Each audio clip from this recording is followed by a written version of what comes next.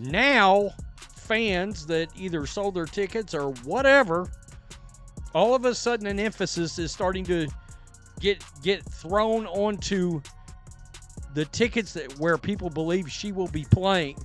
And that's starting to make the ticket prices go up, up, and up. The Federal Reserve might need to step in because ticket prices are going through the roof, almost like she's shooting three-pointers on the moon. Viewership is hitting record highs, and fans are willing to do anything just to get courtside seats. It's like magic. She's a mix of LeBron, Steph, and Taylor Swift all in one. All this excitement started when Caitlin Clark returned from her injury. Ticket sales are down 70% in many places. The Fever played the Mystics 2 nights ago. The cheapest ticket before her injury was announced was $41, okay? The cheapest one. After her injury was announced and people knew that she wasn't going to be playing, the lowest ticket price dropped to $3. This is the Caitlin Clark effect. The WNBA still doesn't quite realize what they have in Caitlin Clark. She is the absolute golden goose, the golden ticket. She is the pot of gold at the end of the rainbow. They must protect her at all costs. Clark isn't just playing basketball. She's affecting money, media stories, and people's egos too. The WNBA is getting hit hard without even noticing. Honestly, there's life before Caitlin Clark and after Caitlin Clark. Before her, ticket prices were calm. Now they're skyrocketing, taking fans' wallets straight into luxury levels. Don't hate the player, hate the game she got, because she's really talented, especially for being Falangi, She's like the Stephen Curry of WNBA with the threes and stuff. Like, proven fact is, they had a game on June 7th scheduled, it was going to be Ada Reese's team, which plays for Chicago, and then for Caitlin Clark's team. They were supposed to go up there playing Chicago on June 7th. First, the ticket sales were at $76 a ticket. Then after they found out Caitlin Clark's not playing that game, she got injured, sales dropped to $25 a ticket. What's really happening is that some WNBA veterans are freaking out. Even though the rule is simple, bigger audience means more money, so calm down. The Caitlin Clark effect isn't just about her scoring 30 points. It's everywhere. Even when she's not on the court, numbers go up. Merch sells more, TV ratings rise, and security is on edge because the crowd acts like she's Taylor Swift at an NFL game. Ticket sales are down 70% in many places. The Fever played the Mystics 2 nights ago. The cheapest ticket before her injury was announced was $41, okay? The cheapest one. After her injury was announced and people knew that she wasn't going to be playing, the lowest ticket price dropped to $3. This is the Caitlin Clark effect. The WNBA still doesn't quite realize what they have in Caitlin Clark. She is the absolute golden goose, the golden ticket. She is the pot of gold at the end of the rainbow. They must protect her at all costs. You can argue all you want if she's the best player in the league, but you absolutely cannot argue if she's the most important, because she is. She is more valuable than all the other players combined, and that is just a fact. Here's the kicker. Some WNBA players seem like they'd rather defend a fast break barefoot than admit what's happening. You'd think the league would celebrate someone putting them in the national spotlight, like a point guard on a mission for ESPN. But instead, some players act like Caitlin showed up and took their lunch money, and their endorsement deals too. Is now suffering a major injury as Caitlin Clark is going to be out for 2 weeks with a quad injury. And the reason we're bringing this up specifically is the Clarkonomics effect to this. Obviously, players miss time all the time, but the Sky and the Fever were supposed to play in Chicago in about a week on June 7th. The opening ticket price was $86 because you have the Angel Reese versus Caitlin Clark showdown that is now box office. Yeah, those tickets are now down to $25. Down to $25 after the injury announcement. And it's supposed to take place in the Bulls Arena, the United Center, as opposed to the normal Wintrust Arena. That's about a 12,000 seat difference, give or take. So the strangest part, even on nights she doesn't play, Caitlin's effect still hits hard. Arenas are packed just in case she shows up. Who else does that? Not the players posting passive-aggressive Instagram posts about respecting the vets. Sure, we respect the veterans, but we also respect the 2.5 million viewers tuning in to watch Caitlin get triple-teamed at half court. Some players don't get it. Clark isn't their rival, she's their elevator. Instead of taking the ride up, a few are busy trying to pull the cables. On the surface, it's welcome to the league, But underneath there's side eyes, body checks, and complaints about rookies needing to earn it. Sure, January, because apparently earning it doesn't include being the reason your next game is on national TV for the first time in 12 years. Veteran envy is louder than an overtime buzzer beater. The irony? Caitlyn doesn't play like a diva. She isn't asking for special treatment. She's just hitting logo threes like her shot chart has GPS. Meanwhile, some players care more about guarding the league than changing the game. Support system, that shouldn't change. I think, Caitlyn knows that she has the ears and eyes in the locker room, and the support that she has behind, whether it's us or anybody else. I would like to think that she knows it's there, and to really take her time and make sure that she's, well enough to be who she needs to be for us, because I want the 100% Caitlyn, so I'll take it. Then comes the media frenzy. The moment Clark touches the ball, analysts break it down. Cameras track her like drones, and social media explodes. It's like ESPN meets National Geographic, following the wild Caitlyn in her natural hardwood habitat. Casual fans start debating defense on TikTok, and the league's social numbers soar. You'd think players would celebrate all this attention, but instead there's commentary like, she hasn't proven herself yet.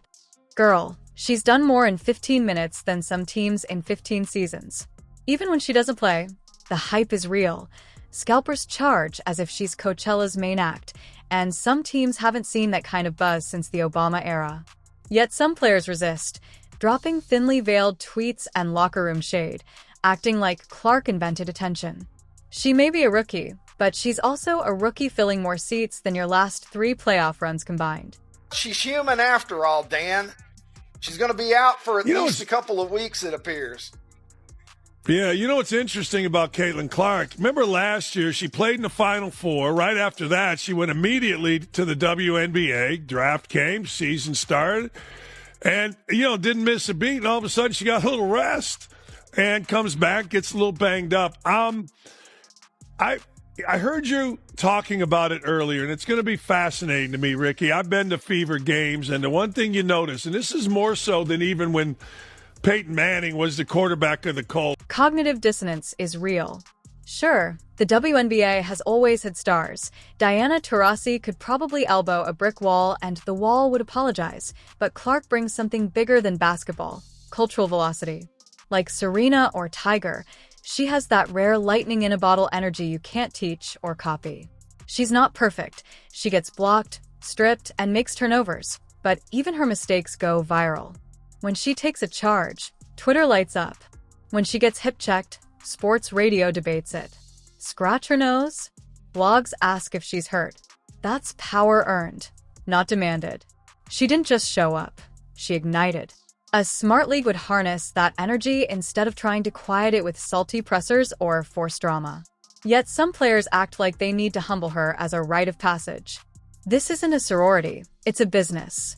And right now, Caitlyn is the league's best sales pitch since day one. Describe Caitlin Clark. Amazing. Yes. A beast. She is the truth. She's the truth, and she was a rookie. Knock down the three-pointer, get to the rim. She can get to the free throw line. She's crafty. Yeah, very crafty. Crafty, so sometimes she look like she's coming off for a three-point shot and she backdoors you for a layup. She gets her teammates involved. She can pass. She can shoot. Man, she is The real drama is that even casual fans are noticing how differently Caitlin Clark is treated. She's drawing millions of viewers, yet some people still act like her success is a threat. If the league played it smart, they could use this attention to showcase all players, sell more jerseys, get bigger TV deals, and grow the game. Instead, some players act like Clark's rise is an invasion, not a revolution. Every time she plays, or even sits on the bench, the league becomes a bigger story. But ego-driven gatekeeping is blocking progress. Clark may be a rookie, but she already has the ball, the spotlight, and massive market influence. Whether she's hitting logo threes or just sipping Gatorade, the Caitlin Clark effect is unstoppable, and the league can either ride it or get left behind. crazy was this season versus the seasons past? Our jersey sales were up 1,193%. The Caitlin Clark effect is real, and we're thrilled about it. But it brought visibility to the whole team of the Fever and to the WNBA. But if we just want to keep it in Indiana, we look at ticket sales sold out every night, over 17,000 fans in our games at home. When Caitlin announced that she was coming out into the draft on a Thursday afternoon, from that time to Sunday night, we had over 6,000 phone calls, people wanting to buy season tickets. But even something as simple as our terrific mascot, Freddie Fever, his appearance requests went up 150% this season.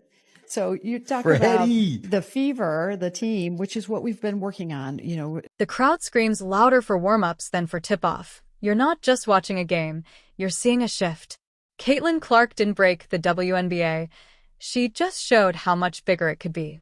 That's hard to swallow if you thought only your agent had that kind of pull.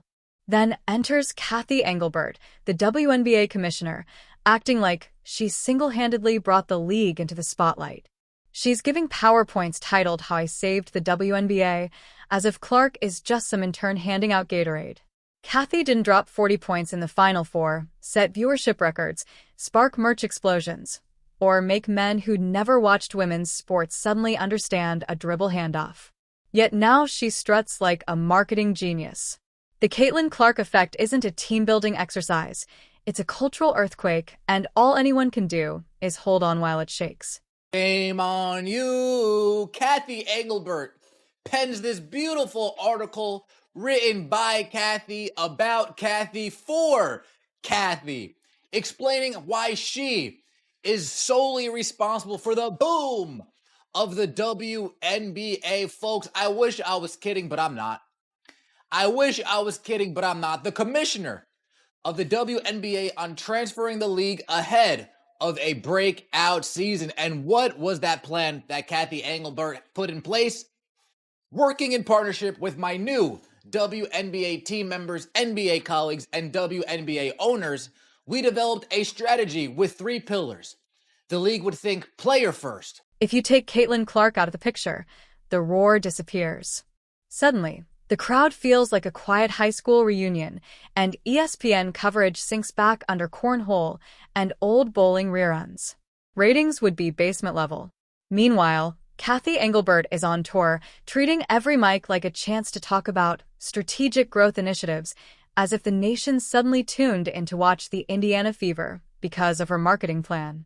She acts like Clark is just a background dancer in Cathy Saves the WNBA, but everyone knows the league would still be practicing in a YMCA gym if not for Clark's pull.